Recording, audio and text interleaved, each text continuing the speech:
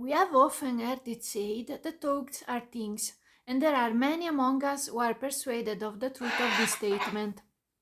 Yet, very few of us have any clear idea as to what kind of thing a thought is, and the object of this little book is to help us to conceive this.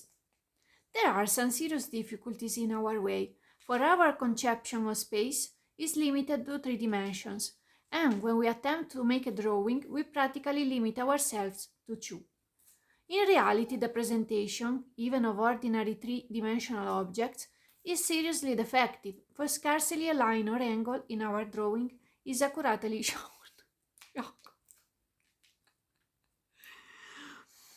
If a road crosses the picture, the part in the foreground must be represented as enormously wider than that in the background, although in reality the width is unchanged.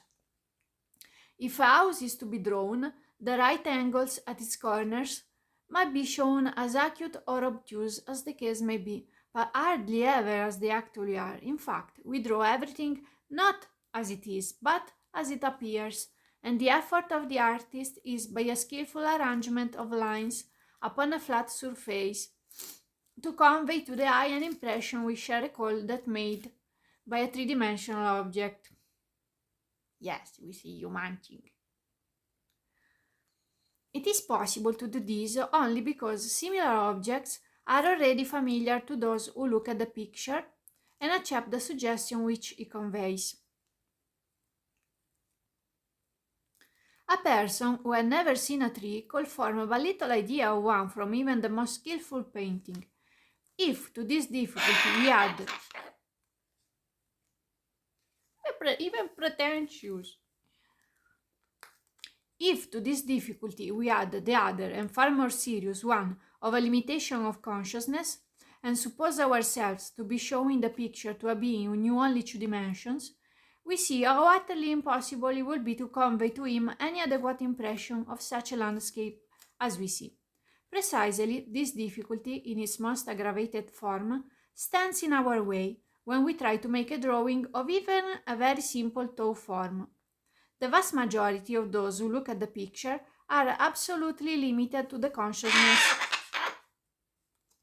Scrimsia. Brutto. Dammi questa vaccina, dammi questa vaccina.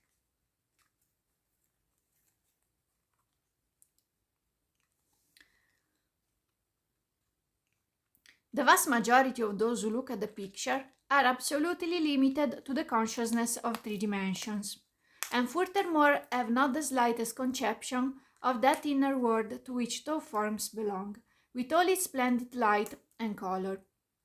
All that we can do at the best is to represent a section of the thought form, and those whose faculties enable them to see the original cannot but be disappointed with any reproduction of it. Still, those who are at present unable to see anything will gain at least a partial comprehension, and however inadequate it may be, it is at least better than nothing. All students know that what is called the aura of man is the outer part of the cloud-like substance of his higher bodies, interpenetrating each other and extending beyond the confines of his physical body, the smallest of all. They know also that 2 of these bodies, the mental and desire bodies, are those chiefly concerned with the appearance of what are called thought forms.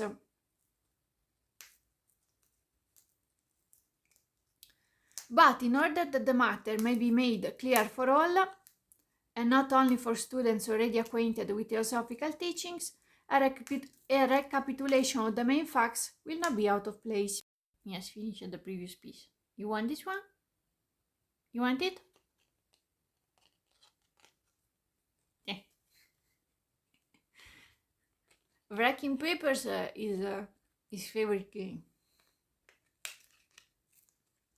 Man, the thinker, is clothed in a body composed of innumerable combinations of the subtle matter of the mental plane.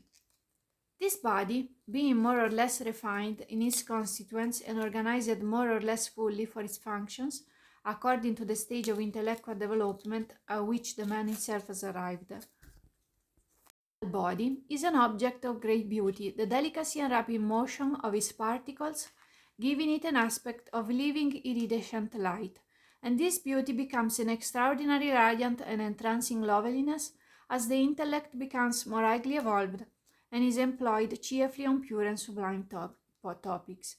Every thought gives rise to a set of correlated vibrations in the matter of this body, accompanied with a marvelous play of colors, like that in the spray of a waterfall, or as the sunlight strikes it, raised to the nth degree of color and vivid delicacy.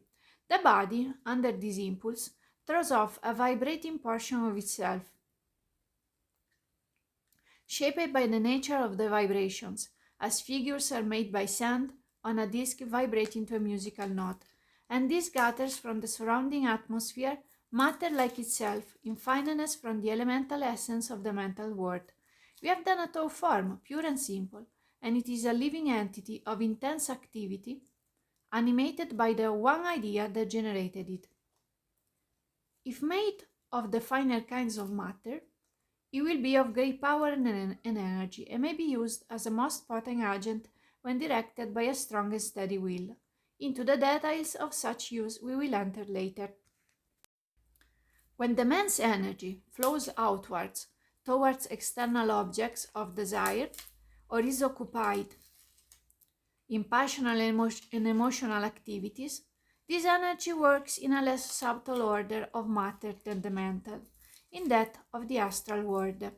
What is called his desire body is composed of this matter, and it forms the most prominent part of the aura in the undeveloped man. Where the man is of a gross type, the desire body is of the denser matter of the astral plane, and is dull in hue, browns and dirty greens and reds playing a great part in it. Through this will flash various characteristic colors as his passions are excited.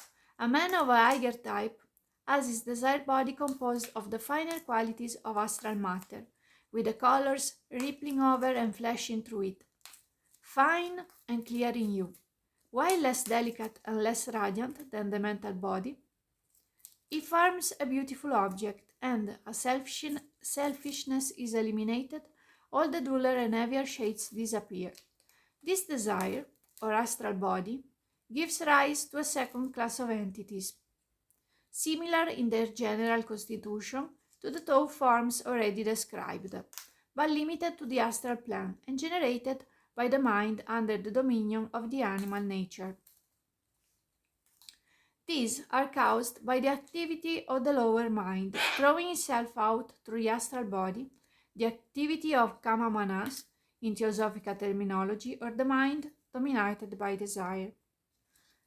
Vibrations in the body of desire, or astral body, are in this case set up, and under this body throws off a vibrating portion of itself, shaped, as in the previous case, by the nature of the vibrations. Shaped, as in the previous case, by the nature of the vibrations. Is hilarious. And this attracts to itself some of the appropriate elemental essence of the astral world.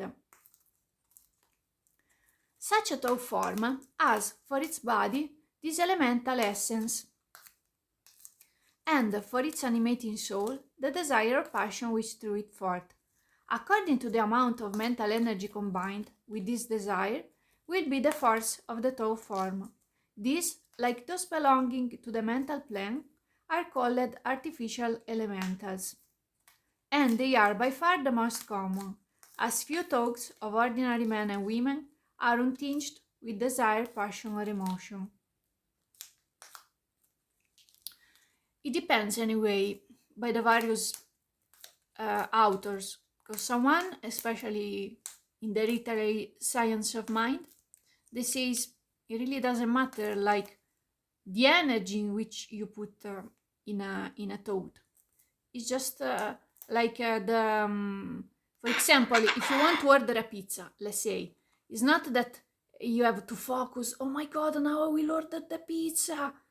You just want the pizza, you send your order to your subconscious, being sure that you want the pizza, you will have the pizza. It's not that you have to stress yourself like, oh my God, I need to have the pizza. You know what I mean? It makes more sense to me. Anyway, let's study all this stuff. What do you think, Fiocco?